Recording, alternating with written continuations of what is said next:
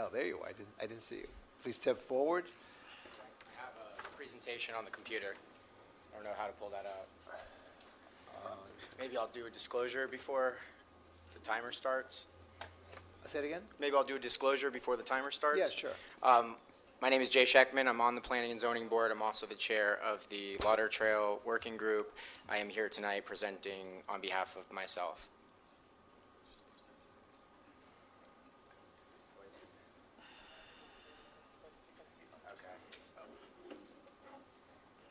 Okay. You're Looks on. like I can't zoom in. All right. Oh, sorry. Can you restart that? I wasn't ready. Thanks. Okay. Well, we have a lot of issues today in our city. We live in Fort Lauderdale. There's a complete lack of amenitization. It's very unsafe to ride bicycles. It's very unsafe to walk. People move here because it's a beautiful place. The sun shines, and people are continuing to move here. Safety is an issue.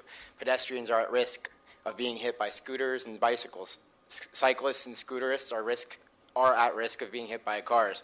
It's a pretty unsafe place for mobility today. Speaking of mobility, we don't have the very good public transportation in downtown Fort Lauderdale. It takes quite a while to get from A to B. There's a lack of parking, and however bad it is today, it's about to get much worse. There's 4,000 units under construction currently with an additional 4,000 units approved. So in 3 years from now, when there are 4,000 more cars on the road, just imagine how bad it will be. Of course, the environment is an issue as well. Carbon emissions, air pollution, rising sea levels. If only we had a solution, a way of proactively handling all these problems. If only we had a way of connecting Broward County's major economic centers within the city of Fort Lauderdale, including the health, governmental district, downtown, performing arts, and Flagler Village, along with surrounding neighborhoods, the beach, and existing and future past parks and trails within and surrounding the urban center. If only we had some type of protection and way of separating the scooterists and bicyclists from the pedestrians and from the cars. If only we had a way to offer safe, expeditious, and environmentally friendly public transportation. I'd like to introduce you to the Skyway. This is an existing one in Copenhagen, Denmark. And it addresses a number of these solutions. It offers an amenity to the city. It's iconic, encourages exercise, improves well-being by getting people outside. Would be akin to a Golden Gate Bridge, the Highline, or the Underline.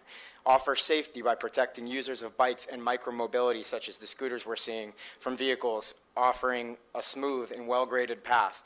In terms of mobility, there's no faster and more efficient form of mobility in an urban core that I can think of. On-demand transportation like Amazon Prime or Netflix. No longer do you have to wait for a car to come and pick you up. Grab your scooter and go. Get from the Bright Line in 7 minutes with no traffic, no intersections, no street lights. Removes bicycles from the streets and sidewalks. Anywhere downtown in under 10 minutes. Accessible to all. Free if you own a bicycle. Think about the positive impacts that could have for people who don't necessarily have a lot of money. Of course, then there's the environment. We're encouraging people to utilize bicycles and scooters instead of gas-guzzling cars that are going to be completely clogging our roads. So I only had 3 minutes. I think I've met that. Surely you'll have some questions, and I encourage you to ask them. Great. Thank you so much. Anyone have any questions? Yeah, I do, Mayor, but Go ahead. no, Vice Mayor. Good. Thank you, Jay. Where, in terms of routing locations, where are your ideas for where this would run? Okay, so as you can see right here in the map on the top of the screen, that is our downtown regional activity surrounded in yellow.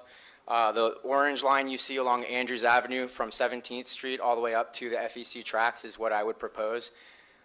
This would allow excellent connectivity, elevated, nonstop for these types of users to get from Brightline to 17th Street to the largest courthouse in the Tri-County area, or up to Flagler Village, or from any of those places in between.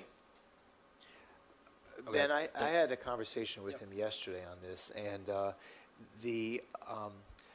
there are so many opportunities that we have in the city that this could go very easily, not just in the downtown area, because he tracks the same route that we were considering for the wave and for the one-way circulation program that we've been talking about. But just imagine taking this to the beach, and just imagine taking this along 17th Street, and just imagine taking it in places where, you know, we can avoid taking a car if someone wants to take a scooter amongst, you know, in an area that we still suffer from high traffic volume. So I think the opportunities are pretty much endless as far as our city is concerned, if done in the right way. The problem, of course, is the cost of the infrastructure. These are not cheap to build. So, so Jay has agreed to make contact with the MPO and to start talking with them to see if there's any interest in the MPO, with the MPO to participate in funding something like this. And is the idea the pilings would run down the median of a street? Well, The pilings the pilings are you don't think of like a highway that would be this is literally an elevated path that's 4 meters wide. Pilings are about this big, and you know, if we were to do the one-way pair, we could take away, you know, we could just put it on one side of the road. Okay. We wouldn't be taking away a single lane of vehicular traffic, and I was able to confirm that with the Transportation and Mobility Department. So if we were to establish a landscaping buffer in the one-way pairing, you know, as part of the road configuration, I'm thinking maybe those columns would be planted in the landscaping area. I don't know the answer to that question, but it certainly is worth having MPO's consultants consider the possibility of how this might work in our city. Yep. Any other questions? I do. Is Go that okay, ahead. Mayor? You Go finished? ahead. I'm sorry. You okay? Jay, I am intrigued. I've been, you know, reading what you've been sending, and I think now, especially with all the other dockless mobility items that we might be facing in the future, or even just the scooters today, plus bicycles, this is a good conversation to have, and I applaud you for the research and for the, you know, working with the folks over in Europe and bringing this information back, and I'm looking forward to seeing us have that discussion.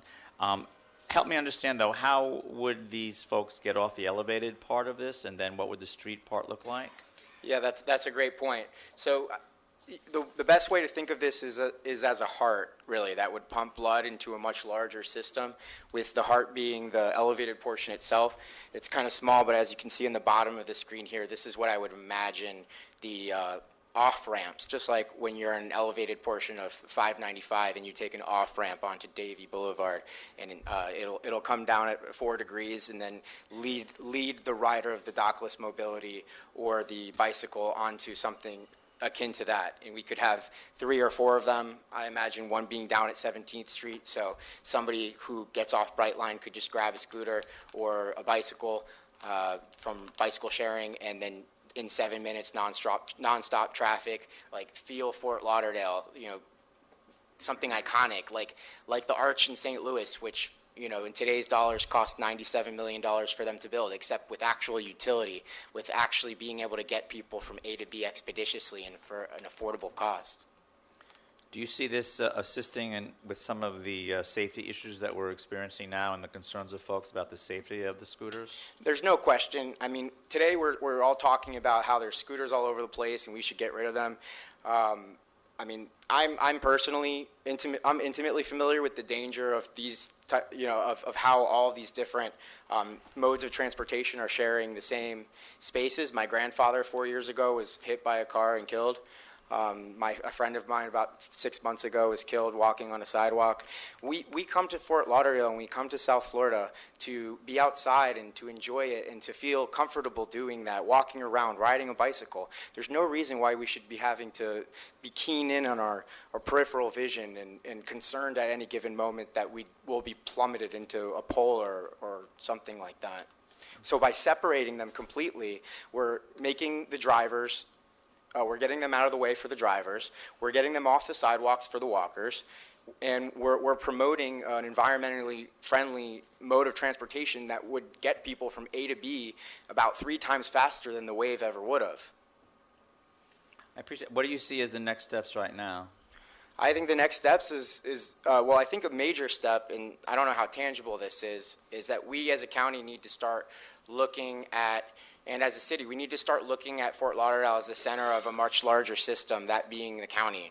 When I grew up in Weston, they were still building out residential homes over there. Unless we're going to continue going into the Everglades, which we're not, the density is going to come here. within the 4,000 units which are approved. We need to also be thinking in terms of connectivity. If you think of Brickell in downtown Miami, Brickell was nothing. Everything was built in downtown. Today, Brickell is where all the high-rises are. Flagler Village, we have all these 12-story buildings under construction now. If you look at what's approved on the south side of the river, which hasn't even broken ground yet, everything's 30 to 40 stories tall. How are we going to connect all of this? Are there going to be 50,000 cars waiting to cross the bridge? Thank you. I appreciate it. I look forward to the discussion. Hopefully, also you'll be present in February when we have our meeting to talk about the scooter situation, and keep us posted on on what you're accomplishing and where you're going and how we can be part of that discussion. Thanks. Yeah, the one thing I would add is, a lot of people have asked me what, I can only see young people using the scooters. Even though I'm seeing people of all ages using them, let's say that people between 18 and 34 years of age are the only ones that use the scooters. You've just addressed 30% of the downtown residential population, according to Esri Analytics. But what I've seen in Copenhagen, where I studied abroad for a semester, is that when you build the correct infrastructure, the types of mobility are built around that. So we could very easily be seeing this one day. Maybe Alan will be able to get around to it. That's Just me. kidding. I had to pick someone. That's a picture of me. Yeah. Any other questions? Okay, thanks so much. We Thank you. appreciate it. Thank you, Jay. Moving on to resolutions, the first R1, appointment of board and committee members. Jeff? For January 22nd, appointments, Commissioner